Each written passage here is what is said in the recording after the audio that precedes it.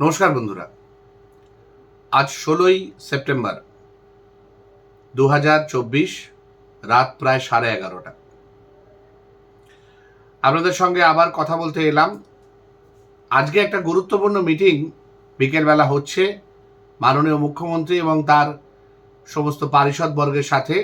আমাদের প্রায় 42 জন junior medical স্টুডেন্টের, তার মধ্যে কিছু মানুষকে বা কিছু ছেলে মেয়েকে ভেতরে যেতে অ্যালাউ করা হয়নি। দুজন স্টেনোগ্রাফার নিয়ে তারা গেছে।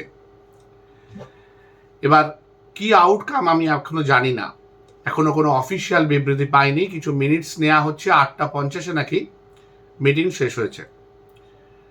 মিটিংয়ের কি সার মর্ম সেটা কালকে যখন জানতে পারবো, বা আজকে গভীর রাতে যখন জানতে পারবো, গভীর রাত তো নয়, আর আধ ঘন্টা বাকি নেই একটা গোটা দিন আসতে, মানে কাল আসতে, সেটা কালকে আলোচনা করব। আজকে এই পরিস্থিতিটা নিয়ে একটু আলোচনা করতে চাই। আগামীকাল যে ঘটনাটি ঘটতে চলেছে সেটা একটা ঐতিহাসিক ঘটনা, মানে আবার একটি সুপ্রিম কোর্টের ঐতিহাসিক হিয়ারিং। গত হিয়ারিংয়ে মাননীয় কপিল সিব্বাল মহাশয় সরকারের পক্ষ থেকে একটি প্রসঙ্গ তোলেন যে 23 জন চিকিৎসা করতে গিয়ে বিনা চিকিৎসায় বা অপরিমিত চিকিৎসায় মারা গেছেন এই এক মাসের মধ্যে, মানে 9 আগস্ট থেকে যেদিনকে সুপ্রিম কোর্টের হিয়ারিং হয়, দ্বিতীয় হিয়ারিং, সম্ভবত সেটা 9 সেপ্টেম্বর হয়েছিল সেই দিনকে, মানে সেই দিনের স্প্যানে। পরে সেটা ক্লারিফাই করে করা হয় 29, মানে 29। এই ক্লারিফিকেশনটা দেয়া হয় সরকারের তরফ থেকে একটি মঞ্চ তৈরি করে, যে মঞ্চের দুজন মূল মাথা ছিলেন একজন পুরুষ, একজন মহিলা, যারা কিন্তু এক সময় বা এখনো হয়তো মাননীয় মুখ্যমন্ত্রীর দুটি গুরুত্বপূর্ণ হাত হিসেবে পরিচিত, যাদের হাত দিয়ে মাননীয় মুখ্যমন্ত্রী সেই সময় নন্দীগ্রামের যে ইলেকশন বৈতরণী সেটা পার হওয়ার চেষ্টা করেছিলেন।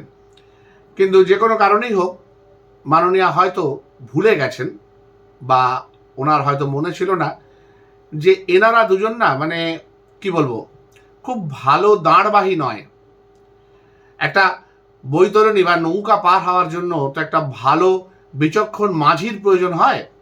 এনারা খুব ভালো মাঝি নন, যার জন্য সেই বৈতরণীও তিনি পার হতে পারেননি। এবং এই বৈতরণী শুধু পার হচ্ছেন না, ওনাকে একেবারে ডুবিয়ে ছাড়ছেন এই দুজন। তার কারণ ওই যে 29 জনের নাম অফিসিয়ালি প্রকাশ করা হয়েছে, তার মধ্যে বেশ কিছু অলরেডি, হয়তো আরও প্রায় হয়তো সবকটাই বেরিয়ে যাবে, যে এর মধ্যে সংবাদ মাধ্যমে চলে এসেছে এবং এদের ব্যক্তিগতভাবে ইন্টারভিউ নিয়েছে কয়েকটি টিভি চ্যানেল, যে এদের সাথে সরকারি হাসপাতাল বা জুনিয়র ডাক্তারদের কোনো সম্পর্ক নেই। একজন মারা গেছেন প্রাইভেট নার্সিং হোমে, সরকারি হাসপাতাল থেকে স্টেবল সিচুয়েশনে ছুটি হওয়ার পর প্রাইভেট নার্সিং হোমে গিয়ে মারা গেছেন। আর আরেকজন একটি মাল্টি স্পেশালিটিতে মারা গেছেন, খুব খারাপ অবস্থায় তাকে নিয়ে যাওয়া হয়েছিল, এবং সেখানে কোনো রকম জুনিয়র স্টুডেন্টরা কোনো দিন কাজকর্ম করে না। এবং সেই পার্টিকুলার জায়গায় সেই রোগীর পরিবার নাম বলে দিচ্ছে এমন একজন ডাক্তারের, যে ডাক্তারবাবু ওই পার্টিকুলার কেন্দ্রে, সরকারি স্বাস্থ্য কেন্দ্রে পোস্টেড থাকেন, কিন্তু ওনাকে পাওয়া যায় না। যে সময় নিয়ে যাওয়া হয়েছিল সেই সময় পাওয়া যায় না। অর্থাৎ বলা যায় যে চক্রটি চলছে বর্তমানে, যে র্যাকেটটি চলছে রাজ্য সরকারের মদতপুষ্ট হয়ে স্বাস্থ্য দপ্তরে, সেই দপ্তরের সেই বাসার, আবার আমি পাখির নাম করব না, বাসার একটা বড় অংশীদার তিনি সেই সময় অন ডিউটি থেকেও ডিউটিতে ছিলেন না। ব্যক্তিগতভাবে বলতে পারি যে ডাক্তার হিসেবে আমরা এই জিনিসগুলোকে খুব ঘৃণা করি। আমরা কখনো মনে করি না যে একজন অন ডিউটি তিনি হাসপাতালে থাকবেন না। আমরা ডাক্তার হিসেবে তাকেই বুঝি, বিশ্বাস করুন, আমাদের কমিউনিটির থেকে বলছি, যেরকম পুলিশ কমিউনিটির থেকে আজকে যারা পুলিশের একটু কি বলবো, আমি নিচের দিকে বলবো না, যারা একটু নিম্ন পদে আছেন আর কি, যারা আইপিএস আইএস অফিসার নয়, তার বাদ দিয়ে যারা আছেন, তাদের কিন্তু আমাদের এই আন্দোলনের পিছনে প্রচ্ছন্ন মদত রয়েছে, এবং তারা ব্যক্তিগতভাবে চান যে তিলোত্তমার প্রকৃত বিচার হোক। এবং তারা এখন ভেতরে ভেতরে বলছেন কদিন বাদে হয়তো দেখবো তারা মিছিল করে তারা একদম সাংবাদিক সম্মেলন করে বলবেন যে কয়েকজন মুষ্টিমেয় আইপিএস অফিসারের জন্য তাদের কমিউনিটির বদনাম হচ্ছে, তারা মিছিলে আসতে চান। আমি দেখেছি যে আমি যখন জল নিয়ে গেছি ধর্ণা মঞ্চে স্বাস্থ্য ভবনে, পুলিশরা কিন্তু সেটা বয়ে নিয়ে গেছে।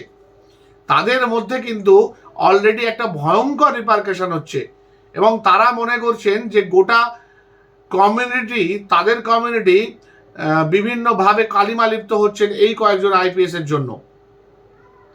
তো সুতরাং এই জায়গায় দাঁড়িয়ে এটা বলতে হয় যে এই যে গোটা ব্যবস্থাটা, স্বাস্থ্য, শিক্ষা, পুলিশ, প্রশাসন, এমনকি দেখুন গ্রন্থাগার মন্ত্রী পর্যন্ত আজকে কি কথা বলেছেন, মানে প্রত্যেকটা জায়গায়। এর কিছুদিন আগে আমাদের মাননীয় ডাক্তারবাবু, শিশু এবং নারী কল্যাণ মন্ত্রী, তিনি বলে দিলেন যে ওই একদম দেখিয়ে, ভিডিও দেখিয়ে, মানে একদম দলের জায়গা থেকে যে মৃতার বাবা মাকে, আমাদের নির্ভয়ার বাবা মাকে দিয়ে একটা ভিডিও করানো হয়েছে, যেটা নাকি বলা হয়েছে, জোর করিয়ে বলানো হয়েছে। তারপরই ওনারা আবার অ্যাকচুয়ালি আবার সংবাদ মাধ্যমে বলেন যে আমাদেরকে জোর করিয়ে সেই সময় এই ভিডিওটি করা হয়, আমাদেরকে মেন্টাল প্রেশার ক্রিয়েট করে। ওনারা বলতে চাননি। মানে আর কত জায়গায় আর কত ফল্ট হলে একটা সরকারের সার্বিক ফল্ট আমরা দেখতে পাবো? আর কতগুলো জায়গা লাগবে? আর কবে আর কবে? আর কত যে দেখার পর একজন কেউ স্বীকার করবে আমার ভুল হয়েছে? মানে ব্যাপারটা কি হচ্ছে, একটা ছাত্রের খাতার শুরু থেকে শেষ অবধি প্রত্যেকটা জায়গা, প্রত্যেকটা লেখা, প্রত্যেকটা বানান ভুল। আর কবে সে স্বীকার করবে তার পরীক্ষাটা খারাপ হয়েছে বা সে খারাপ পরীক্ষা দিয়েছে বা তার পরীক্ষার প্রস্তুতি ঠিক ছিল না? এবার তারপরে যদি সে স্বীকার না করে, তখন সেই টিচারের দায়িত্ব বর্তায় যে তাকে বুঝিয়ে দেয়া যে বাবা তুই ফেল করেছিস। কিন্তু এখানে কি করব আমরা সর্বোচ্চ প্রশাসন, বয়োজ্যেষ্ঠ, তার কাছে গিয়ে বলবো বা বলতে পারবো বা বলাটা শোভনীয় যে আপনি ফেল করেছেন, আপনি এবার সরে যান? এমনিতেই তো উনি চেয়ার নিয়ে বলতে আরম্ভ করেছেন যে সবাই নাকি চেয়ার চায়। আমার কেউ চেয়ার চায় না, বিশ্বাস করুন।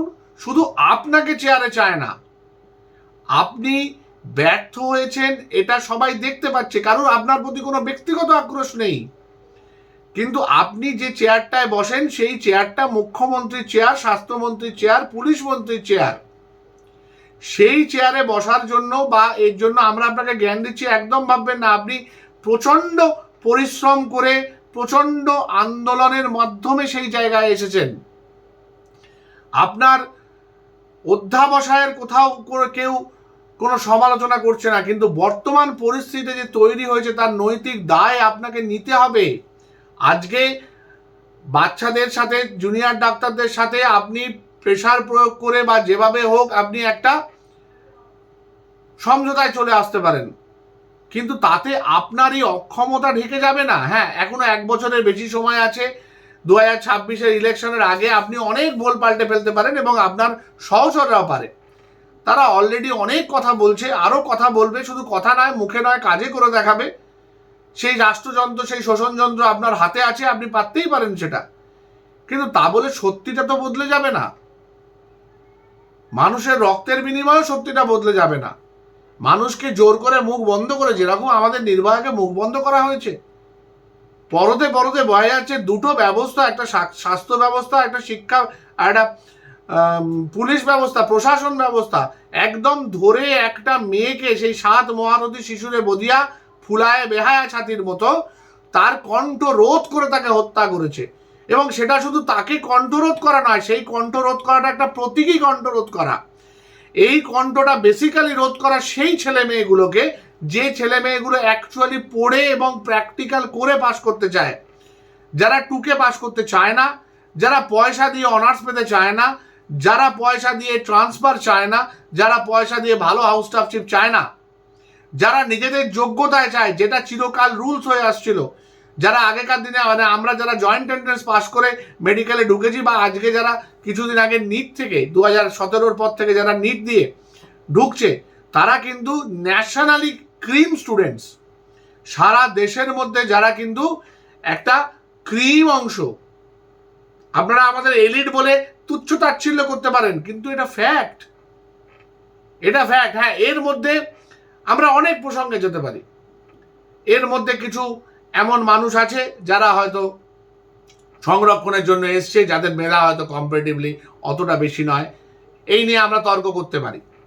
সংরক্ষণ সবসময় আমরা বিরোধিতা করেছিলাম, কিন্তু হ্যাঁ, এখনো সংরক্ষণ অফিসিয়ালি চালু আছে, সংরক্ষণ এখনো তোলা হয়নি, সংবিধানের একটা অংশ হিসেবে তোলা আছে, সেটা আলাদা প্রসঙ্গ, আলাদা তর্ক, আলাদা সেটা নিয়ে কথাবার্তা সব কিছু চলতে পারে। কিন্তু সার্বিকভাবে পরীক্ষা দিয়ে তারা এসছে। এবার আজকে কি দাঁড়াচ্ছে, যারা নিট পরীক্ষায় বসছে, যাদেরকে একসময় ভাবা হতো জয়েন্ট এন্ট্রান্সের মতো ক্রিম স্টুডেন্ট গ্রুপ, তাদের মধ্যে দেখা যাচ্ছে 720 পেয়ে যাচ্ছে একাধিক লোক, 719 পাচ্ছে যেটা পাওয়ার কথা না, 718 পাচ্ছে যেটা পাওয়ার কথা না। সেই নিট দুর্নীতি, এই দুর্নীতির চাপে বা এই হত্যা ধর্ষণের চাপে সম্পূর্ণ ধামাচাপা পড়ে গেল। এখন নাকি কাউন্সেলিং হয়ে ভর্তি হতে আরম্ভ করে দিয়েছে। এতগুলো জায়গায় এতগুলো মানুষ অ্যারেস্টেড হলো, এতগুলো জায়গায় পরীক্ষাতে গাফিলতি ধরা পড়লো, কিন্তু সেটা নিয়ে আর কোনো কথাবার্তা হলো না। কিছু লোক এক্সাম দিল, যারা এক্সাম দিল তারা নাকি পরের বারে অনেক কম নম্বর পেয়েছে, কিন্তু কাজের কাজ যেটা হলো সেটা হচ্ছে জিনিসটাকে ধামা চাপা দিয়ে দেওয়া হলো। যে এক্সামটা করা উচিত ছিল সেটা ধামা চাপা দিয়ে দেওয়া হলো। জানি না 2017 থেকে এইভাবে চলছে কিনা। মানে শুরু হচ্ছে হায়ার সেকেন্ডারির পর থেকে, তারপর এমবিবিএস এর পরে ইন্টার্নশিপে শুরু হলো ফাঁকি দেয়া। পয়সা পেয়ে যাচ্ছি আমি, মাইনে পেয়ে যাচ্ছি মাসে মাসে। এবার আমি যদি কিছুটা আমাদের শাসক ব্যবস্থা, শাসক যন্ত্রের মধ্যে যে একটা বাসা রয়েছে, সেই বাসার মধ্যে একটা অংশীদার হয়ে যেতে পারি, তাহলে ওখান থেকে আমার ভালো ইনকাম হতে থাকবে বিভিন্ন রকম চক্রের মারফত। আমি তারপর আমার জুনিয়রদের ইমপ্রেস করব, আমি ভালো জায়গায় ভালো ডিপার্টমেন্টের হাউস স্টাফশিপ পাবো। আমাদের হাউস স্টাফশিপের একটা ব্যাপার ছিল। হাউস স্টাফশিপ আমরা করতাম দুটো কারণে, একটা হচ্ছে কাজ শেখার জন্য, এবং 2 নম্বর হচ্ছে যে পোস্ট গ্রাজুয়েট এন্ট্রান্স আমাদের পরে দিতে হবে 3 বছরের এমডি এমএস ইত্যাদি করার জন্য। সেইটার জন্য যাতে সাফিসিয়েন্ট প্রস্তুতি নেওয়া যায়, সেই জন্য এমন ধরনের কাজ, যে ধরনের কাজটা গোটা সপ্তাহব্যাপী থাকে না। যেমন ধরা যাক রেসপিরেটরি আইটিইউ। আমার মনে আছে আমাদের সময় পিজি হাসপাতালে রেসপিরেটরি আইটিইউর প্রচণ্ড ডিমান্ড ছিল, কারণ সেখানে 48 ঘন্টা টানা ডিউটি করতে হতো, তারপরে ফ্রি, মানে একজন 2 দিন ডিউটি করে বাকি 5 দিন ফ্রি, আবার আরেকজন যে আছে সে পরে 2 দিন ডিউটি করবে, বাকি 5 দিন ফ্রি। সুতরাং পড়াশোনার সুযোগের একটা অপশান থাকতো। অনেকে এন্ডোক্রাইন চয়েস করতো হাউস স্টাফশিপে। কেন না, এন্ডোক্রাইন এমন একটা সাবজেক্ট যেটাতে ইউজুয়ালি ভর্তি কম থাকে, অ্যাডমিটেড পেশেন্ট কম থাকে, যার জন্য আউটডোর করলেই হয়ে যায়। কারণ 9টা 2টো 9টা 3টে আউটডোর করলেই কাজ শেষ হয়ে যেত, বাকি সময়টা সে পড়াশোনা করতে পারত। তো এই যে হাউস স্টাফশিপের যে ভাগ, এটা তখনকার দিনে মানে আমাদের সময় হতো কিন্তু মেধার নিরিখে। যে যত মেধাবী, যে যত ইউনিভার্সিটি টপার, সে তত ভালো হাউস স্টাফশিপ পেত। আর এখন সেটা টাকার বিনিময়ে পাওয়া যাচ্ছিল। এটা বেরিয়েছে। তারপরে বেরিয়েছে কি, যারা আবার উল্টো, যারা মেনে নিচ্ছিল না এই জিনিসটাকে, তাদেরকে জোর করে মানানো, তাদের উপর দমন প্রেরণ, থ্রেট কালচার। সেই থ্রেট কালচারে একটা নির্দিষ্ট লোক, যাদের নাম অলরেডি সোশ্যাল মিডিয়ায় বলুন, খবরের কাগজে বলুন, মানুষের মুখে মুখে চলে এসেছে। কিছু কিছু নাম এমন জায়গায় চলে গেছে যে নামগুলো পাল্টে যাচ্ছে। আপনাদের মনে আছে কবিগুরুর লেখা রবীন্দ্রনাথের রবিবারের কথা? রবিবারে এই যে সেন্ট্রাল ক্যারেক্টার, তার নামও কিন্তু ছিল অভিক। সে অভিক বলতো নিজেকে। আর সেই নামটা আজকে কি পরিমাণ ন্যাক্কারজনক জায়গায় পৌঁছে গেছে। রবীন্দ্রনাথ থাকলে কি ভাবতেন জানি না। ঠিক সেই রকম আরেকটি নাম, যেটা একজন মহান দেবতার নাম, সেই নাম নিয়ে, বিরূপাক্ষ নাম নিয়ে কি চলছে। তো এই যে জায়গাগুলো, হাউস স্টাফশিপ, ইন্টার্নশিপ, পরবর্তীকালে পোস্ট গ্রাজুয়েশনে পাস করা, সেখানে থেসিস পাওয়া, সেখানে গোল্ড মেডেল পাওয়া, তারপর যখন সে চাকরি জীবনে এলো সেখানে এমইএস এর মধ্যে তার পোস্টিং কোথায় হবে? সে নর্থ বেঙ্গলে পাবে না, দিনাজপুরে পাবে না, মুর্শিদাবাদে পাবে না, মালদায় পাবে? সব সময় আমাদের সময় মেধার ভিত্তিতে হতো, আর এখন টাকার ভিত্তিতে হয়ে চলছিল। এবং সেটা চালাতো একটা বিশেষ লবি, যেটার নাম দেওয়া হয়েছিল এখনো আছে নর্থ বেঙ্গল লবি। এবার ধরুন এই যে থ্রেড কালচার, এই যে একটা বিরাট বাসা, এই বাসাটা ভাঙার জন্য কোন জিনিসটা সবচেয়ে জরুরি? সেটা হচ্ছে এই দুটো প্রশাসনের সর্বোচ্চ স্তর থেকে পদত্যাগ। যদি স্বাস্থ্যমন্ত্রী, পুলিশ মন্ত্রী পদত্যাগ নাও করেন নৈতিকভাবে, তার নিচে যারা আছেন, মানে পুলিশের দিক থেকে সিপি আর এদিক থেকে চিফ সেক্রেটারি বা মুখ্য সচিব হেলথ সেক্টরের, যিনি স্বাস্থ্য ভবনের মূল জায়গায় রয়েছে, এনারা যতক্ষণ না পদত্যাগ করছেন বা যতক্ষণ না এনাদের ডিপার্টমেন্ট থেকে বের করে দেওয়া হচ্ছে, বাকি বাসাটা ভাঙা সম্ভব নয়। অনেকে অনেক কথা বলছেন এনাদের কেন পদত্যাগ করতে হবে। একটাই কারণে পদত্যাগ করতে হবে, কারণ এনারা তদন্তটাকে প্রভাবিত করবেন যদি ওনারা ওই পদে বসে থাকেন। এর থেকে জলের মতো সহজভাবে বলা যায় না।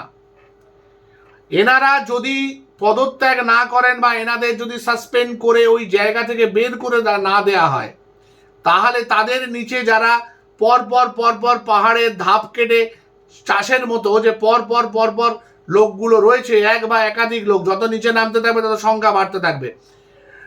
সিপির নিচে ডিসি নর্থ, ডিসি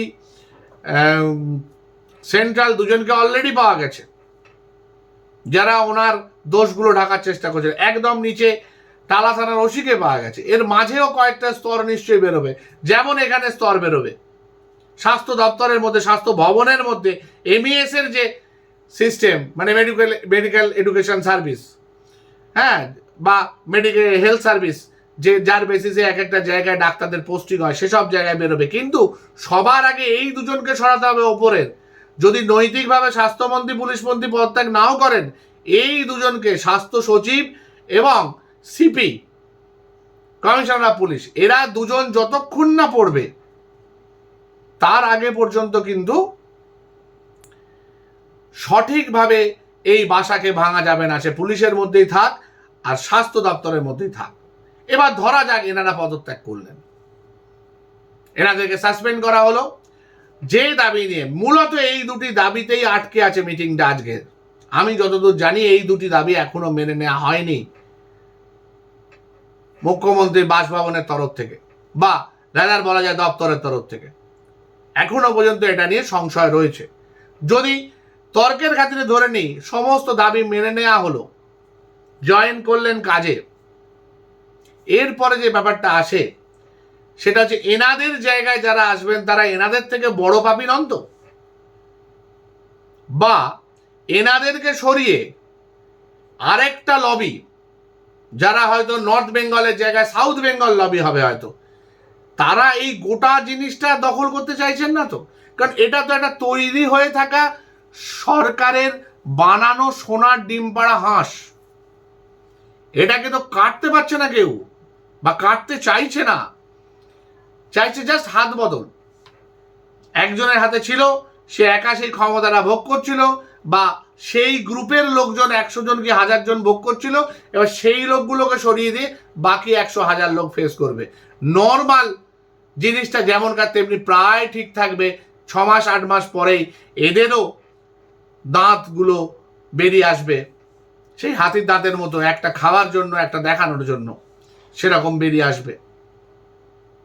তার জন্য যে ব্যবস্থাটা, যে প্রপার ইলেকটোরিয়াল প্রসেসে সেই ইলেকশনের ক্ষমতা থাকবে একটা বড় গ্রুপের, তার মধ্যে জুনিয়র ডাক্তাররা থাকবেন বিভিন্ন ডিপার্টমেন্টের, এবং তার সাথে বিভিন্ন স্বাস্থ্য দপ্তরের বিভিন্ন পোস্টে থাকা লোকজনকে থাকতে হবে। এমনভাবে এই স্ট্রাকচারটা তৈরি করতে হবে যেন এই স্ট্রাকচারের রন্ধে রন্ধে কেন একটা জায়গাতেও যেন দুর্নীতি ঢুকতে না পারে।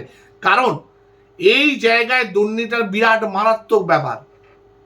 যদি পুলিশের সাথে চোর ডাকাতের দোস্তি হয়ে যায়, আর ডাক্তারের সাথে যদি যারা মানুষ মারার কারিগর, ডাক্তারের সাথে যদি মানুষ মারার কারিগরের আতাত হয়ে যায়, সে বড় ভয়ঙ্কর আতাত। ব্যক্তিগতভাবে আমি হয়তো তাকে ডাক্তার ভাববো না, ক্রিমিনাল ভাববো, কিন্তু আমার ভাবনায় কি যায় আসে? আমার একার ভাবনায় কি যায় আসে? যদি একটা বিরাট অর্থনৈতিক সুবিধাপ্রাপ্ত একটা জায়গা তৈরি হয়, ধরুন অর্গ্যান ট্রাফিকিং, কথার কথা বলছি, ধরুন অর্গ্যান ট্রাফিকিং একটা এমন জিনিস যেটা আফ্রিকায়, নাইজেরিয়ায়, বিভিন্ন জায়গায় ভয়ঙ্করভাবে চলছে। সেখান থেকে লোকজনকে পাচার করে নিয়ে চলে যাওয়া হচ্ছে ইউরোপিয়ান কান্ট্রিগুলোতে, এবং সেখানে একদম চুপি সারে তাদের কিডনি, তাদের লিভার ট্রান্সপ্লান্ট হয়ে যাচ্ছে, তারা জানতেও পারছে না। হয় জীবিত থাকছে, নাহলে মারা যাচ্ছে, হয় একটা কিডনি বের করে নিচ্ছে, নাহলে দুটো কিডনি বের করে নিচ্ছে। তারা অ্যাবসকন্ডেড হয়ে থাকছে, তাদের কোনো ট্রেস পাচ্ছে না পার্টিকুলার সরকার বা পার্টিকুলার সেই গভর্নমেন্ট, সেখানে চলে যাচ্ছে। এটা হলো লিভিং অর্গান ট্রাফিকিং। অনেক সময় সেটা ডেথও হতে পারে। মৃত মানুষের কিডনি, মৃত মানুষের লিভার, যেগুলো আর কি ক্যাডাভার ডোনেশন হয়, সেগুলোকে প্রপার প্রিজার্ভ করে পাঠিয়ে দেওয়া হলো। জানতেই পারলো না লোকজন। এই যে এত পোস্টমর্টেম হয় রোজ তো মানুষ মারা যায়, তাদের তো পোস্টমর্টেম হয়। এই একটা জায়গা তো একটা পুরো কি বলবো, গোল্ড মাইন বলা যায় না, ডায়মন্ড মাইন বলা যায়। যদি আমি অসৎ হই, ডাক্তার হিসেবে যদি আমি অসৎ হই, তার সঙ্গে তো অসৎ জাল ওষুধের কথা ছেড়েই দিন। আজকে যদি জাল ওষুধের কারবার করা হয়, কেমোথেরাপি, যেগুলো ক্যান্সারের জন্য জীবনদায়ী ওষুধ, সেগুলোর এক একটা দাম জানেন কত? লক্ষ লক্ষ টাকার দাম। সেদিনকে তো প্রচুর কথা উঠেছিল, মাননীয় কেন্দ্রীয় অর্থমন্ত্রী একটা বোধহয় 15 লাখ টাকার ইঞ্জেকশনকে বোধহয় কমিয়েছেন, 1 লাখ না 2 লাখ টাকা কমিয়েছিলেন, সেই জন্য বিরাট কথা হয়েছিল যে একটা 15 লাখ টাকা ইঞ্জেকশন 1 লাখ টাকা কমিয়ে কি হবে। এবার ভাবুন তো, একটা জীবনদায়ী 15 লাখ টাকার ইঞ্জেকশন, সেটা যদি পুরোটাই ভেতরে চুন দেয়া থাকে এবং সেটা যদি ভেজাল হয়, তাহলে 15 লাখ টাকা কারো পকেটে গেল, পেশেন্টটার কোনো বেনিফিট হলো না, পেশেন্টটা মানে ওষুধের অভাবে বা সঠিক ওষুধের অভাবে মারা গেল, আর সেই ডাক্তার বা সেই র্যাকেট ফুলে ফেপে উঠল। অতদূর কেন যাব? সিম্পল প্যারাসিটামলের ক্ষেত্রে এটা হতে পারে। কত প্যারাসিটামল রোজ লাগে, কত পেশেন্ট আউটডোরে আসে, সবাইকে প্যারাসিটামল দেওয়া হয় জ্বরজারির জন্য বেশিরভাগ ক্ষেত্রে। ওষুধ নিয়ে যদি কেউ করে, আর এই র্যাকেট তৈরি হলে তো এগুলো বিশাল স্কোপ থাকবে। আরেকটা বড় র্যাকেট হাসপাতালে চলতে পারে, সেটা হচ্ছে বেড বিক্রি। আইডিয়ালি তো ফ্রি বেড, বিনা পয়সায় বেড পাওয়ার কথা, কিন্তু বিনা পয়সায় কোথাও বেড পাওয়া যায় না। এটা আমার প্রচুর রুগী বলেছেন, প্রচুর সরকারি রুগী যারা হয়তো বেড না পেয়ে ছোটোখাটো নার্সিংহোমে ভর্তি হয়েছে, ছোটোখাটো হাসপাতালে চলে গেছে, বাধ্য হয়েছে খরচা করতে, স্বাস্থ্যসাথী কার্ড থাকতেও খরচা হয়েছে। তারা বলেছেন যে হাসপাতালে পয়সা না দিলে বেড পাওয়া যায় না, হাসপাতালে পয়সা না দিলে অ্যাম্বুলেন্স পাওয়া যায় না, এমনকি সববাহী গাড়ি পর্যন্ত পাওয়া যায় না। তো এই যে এত বড় একটা র্যাকেট হওয়ার সম্ভাবনা রয়েছে, যদি এমন হয় আজকে পদত্যাগ হওয়ার পর শুধু সেটা একটা হাত বদল হলো, রামের থেকে শ্যামে চলে, রাম মানে আবার রাম ভাববেন না, দোহাই আপনাদের, আমি কোনো রাজনীতি আনতে চাইছি না। যদুর জায়গায় যদি মধু পেয়ে গেল, এইভাবে বললে ভালো লাগে ব্যাপারটা, যদুর জায়গায় যদি মধু পেয়ে গেল সেটা, তাহলে তো সেই মধুর রস তো সেও খেতে থাকবে, এবং যিনি সুপ্রিমে রয়েছেন তিনিও খাবেন। সব জায়গার সর্বোচ্চ জায়গায় যিনি রয়েছেন তিনি তো পেয়েই যাবেন সেটা, আর তার তো মধু হলেই যথেষ্ট। কে এনে দিচ্ছে মধু তো আমার দেখার দরকার নেই। তো এই জায়গায় দাঁড়িয়ে আমাদের জুনিয়র ডাক্তাররা বা তাদের পিছনে আমরা থাকা সিনিয়র ডাক্তাররা যদি একটা আমূল পরিবর্তন চাই এই সমস্ত ডিপার্টমেন্ট দপ্তরের মধ্যে, সেটা কি খুব ভুল চাওয়া হচ্ছে? একটা মেয়ের যখন মারা গেছে সেই সময় একজন অধ্যক্ষ সেখানে প্রেজেন্ট, তার ফোনের টাওয়ার লোকেশন, তার ড্রাইভারের বয়ান বলছে 3টের সময় সেই ড্রাইভার ফোন পেয়েছে, 4টে থেকে 6:15 অবধি সেই মানুষটা ছিল ওইখানে গোপন লিফটে, তাহলে সে উঠেছিল ওপরে, যে লিফটটা কোনোদিন চালানো হয় না, তার ইনস্ট্রাকশনে, সে যেহেতু অধ্যক্ষ সেই ইনস্ট্রাকশনে লিফটটা উঠেছিল। একটা সার্জারি 4th ফ্লোর থেকে সেই দেহটাকে নিয়ে আসা হয়েছিল, গায়ে আঁচড় কামড়ের দাগে ভাবা হচ্ছে যে তার যে যৌন স্বভাব ছিল সেই স্বভাবের বহিঃপ্রকাশ হয়েছে। সেই অধ্যক্ষের যৌন হেনস্থার যে ক্যারেক্টার, যিনি অন্যকে করে খুশি পান, যে পৈশাচিক প্লেজার, সেই জিনিসটা তিনি ওখানে অ্যাপ্লাই করেছিলেন। তারপর সেইখান থেকে তার 6 ঘন্টা পরে unconscious body found, unconscious body of a student found, যেটা জিডি হচ্ছে, তারপরে তার থেকে 5 ঘন্টা পরে এফআইআর এর জন্য হসপিটাল থেকে অ্যাপ্লাই করা হচ্ছে আফটার 5 লং ইয়ার্স, এই আওয়ার্স। তারপর সেই 2:45 পর বাবা মা টালা থানায় গেলে তারা 7টার আশেপাশে এফআইআর করছেন, যেটা কিন্তু সেই দিন রাত্রিবেলা 11:45 গ্রাহ্য হচ্ছে অফিসিয়ালি। তো এর থেকে আর কত বড় প্রমাণ হতে পারে যে স্বাস্থ্য দপ্তর এবং প্রশাসন, পুলিশ দপ্তর মিলে কাণ্ডটা ঘটিয়েছে? আর কত প্রমাণ লাগতে পারে? এগুলো তো চোখের সামনে। তারপর তো রয়েছে ওই রকম তড়িঘড়ি করে দেহটাকে নিয়ে গিয়ে পুড়িয়ে দেয়া, যেটা আবার কাউন্সিলরের অ্যাক্টিভ মদতে। আজ পর্যন্ত কোনো দিন একটা উদাহরণ দিন কোনো মেডিকেল স্টুডেন্ট, কোনো সাধারণ মানুষ যার অস্বাভাবিক মৃত্যু হয়েছে আপনার হিসেবে। কারণ আপনি এফআইআর নিয়েছেন 11:45, যখন দেহ দাহ হতে চলে গেছে সেই সময় পর্যন্ত তার অস্বাভাবিক মৃত্যু রয়েছে, তার খুনের কোনো এফআইআর নেই। একটা অস্বাভাবিক মৃত্যুতে সামনে 2টো পুলিশ কোয়ার্ডেন, পিছনে 2টো পুলিশ কোয়ার্ডেন করে একটা সববাহী গাড়িকে কেন নিয়ে যাওয়া হলো? এই একটা কথার উত্তর দিক মাননীয় সিপি, মাননীয় পুলিশ কমিশনার, যে কি প্রয়োজন ছিল যে 4টে করে একটা মৃতা, সে তো মার্ডারার নয়, সে তো খুনি নয়, সে তো ওয়ান্টেড নয়, তার দেহ কেন নিয়ে যাওয়া হলো ওইভাবে? সে তো ভিআইপিও নয়। এমন তো নয় যে তার জন্য বিরাট বড় মব রাশ চলে এসেছিল কোথাও একটা। পুরো মবটা তো তখন মাননীয় বুদ্ধদেব ভট্টাচার্যের সবের ওখানে রয়েছে, তার মরদেহ চলেছে তার শেষ ইচ্ছা অনুযায়ী এনআরএস এর অ্যানাটমি মর্গে। ভয় করে জানেন তো, খুব ভয় লাগে। একটা গণ্ডির মধ্যে, একটা শাসক যন্ত্রের মধ্যে আমরা বাস করছি, যার প্রতিটা রন্ধে রন্ধে দুর্নীতি, স্বজন পোষণ, আর তার সাথে আরো সাংঘাতিক হচ্ছে প্রতিশোধ স্পৃহা। ভয় লাগে। আজকে যে ছেলেগুলো, এই যে 30 জন ছেলে এরা আন্দোলন করছে, 1 বছর 2 বছর পরে এদের উপর কোনো খাড়া নেমে আসবে না তো? ভয় করে জানেন তো। তবু আজকে আমরা না আর ভয় পাবো না জানেন তো। অনেক ভয় পেয়েছি, ভয় পেয়ে পেয়ে বাঁচার কোনো মানে হয় না। এমনিতেই আমরা না মরে বেঁচে আছি, এরকম একটা ঘটনা দিনের পর দিন ঘুম, খিদে সমস্ত কিছু চালিয়ে দিয়েছে, নষ্ট করে দিয়েছে। খালি মনে হচ্ছে কোথায় মিছিল হবে গিয়ে হাঁটবো। সবাই বলছে না, খুব মজা করে বলছে না, বিশ্বাস করুন মজা না, একদম 100% সত্যি কথা। সকাল থেকে উঠে কাজকর্ম করতে ইচ্ছা না করে মনে হয় যে কখন কোন মিছিলটায় গিয়ে হাঁটবো, কোথায় কোন মিছিল বেরোচ্ছে। সারাক্ষণ হোয়াটসঅ্যাপ ফেসবুক খুঁজছি, কোথায় মিছিল বেরোচ্ছে রে, গিয়ে হাঁটা শুরু করি। কিছু তো প্রতিবাদ করতে হবে, অ্যাটলিস্ট হেঁটেই প্রতিবাদ করি।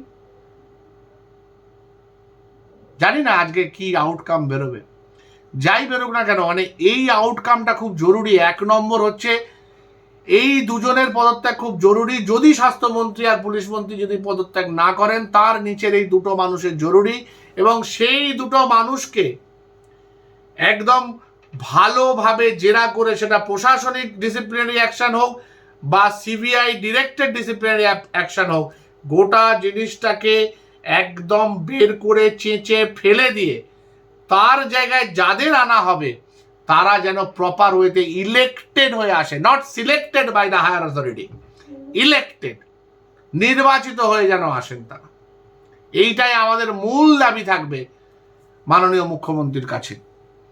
আর 2 নম্বর, কালকে সুপ্রিম কোর্টের কাছে আমার সিবিআই এর প্রতি দাবি থাকবে, দয়া করে কিছু বলুন। প্রায় 36 দিন 40 দিন হতে গেল প্রায়, এইবার কিছু একটু দিন আমাদের একটুখানি সকল মাননীয় বহুদিন ধরে বলেছেন উৎসবে ফিরে আসতে, উৎসবে ফিরে আসতে। ওনার মন কেঁদে কেঁদে আকুল হয়ে যাচ্ছে উৎসবের জন্য, যে প্রচুর মানুষের, সাধারণ মানুষের রুজির ব্যাপার। উৎসবে ফিরে আসতে, উৎসবে ফিরে আসতে, উৎসবে ফিরে আসার মতো 2-1টা কথা অন্তত পারলে শোনান। সিবিআই এবং সুপ্রিম কোর্ট দুজনের কাছেই আমাদের অনুরোধ থাকবে। আমরা ব্যক্তিগতভাবে কালকে এই যে 23 জনের নাম কপিল সিব্বাল মহাশয় বলেছিলেন, প্রত্যেকের নাম ধরে বলতে চলেছি যে দেখুন, এনারা হচ্ছেন আসল যারা মারা গেছেন, যাদের কথা আপনারা বলেছেন, এবং এনারা অন্ততপক্ষে জুনিয়র চিকিৎসকদের চিকিৎসার গাফিলতির জন্য যাননি। তাই ভুল কথা বলবেন না, ভুল ইনফরমেশন সুপ্রিম কোর্টের কাছে আনবেন না। চলুন দেখা যাক কি হয়, কালকে আবার কথা হবে। নমস্কার।